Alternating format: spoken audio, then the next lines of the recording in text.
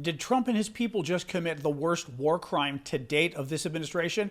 Looks like it, and they were kind of admitting it, but now also trying to blame the military to get off the hook. So you may be aware, the other day, the news broke that back in September, the Trump people, as you know, they've been blowing up these boats coming from Venezuela, also from Colombia, and claiming they're trafficking drugs to the U.S.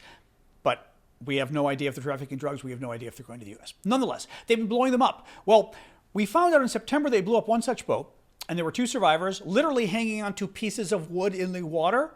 And they fired another missile at them and blew them up again to make sure they killed them. Now, the military brass that was involved said, I was just following the Secretary of Defense's orders. He said, kill them all, so we killed them all. Well, this is a war crime, apparently, or at least certainly looks like it, which is a problem for the Secretary of Defense, who admitted that he ordered it. It's a problem for the troops that got involved. Remember that little discussion last week about following illegal orders, and the Republicans got all upset that the Democrats warned the troops that it's literally a crime to follow illegal orders. You can't just say, I was just following orders. Well, this would be one of those orders, guys. This is bad. Trump administration is admitting that they did it now. They're trying to blame the military, which I think is fascinating. Well, the admiral did it. We told him generally, go after the drug boats, but he's the one who did it.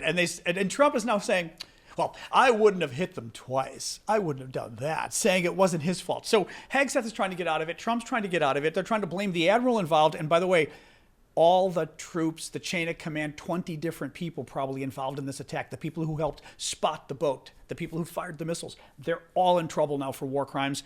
And it gets more interesting because you can't be pardoned for it. You can't, sure, you can get pardoned for murder, but you can't get pardoned under the Uniform Code of Military Justice, which means when a normal administration comes over, whether it's a Democrat or a normal Republican one in the future, they can call these guys back up to active service, including Pete Hegseth, court-martial them, and throw them in prison for murder. So yeah, this has become really serious stuff, and that's why the Trump people are now trying to blame the admiral.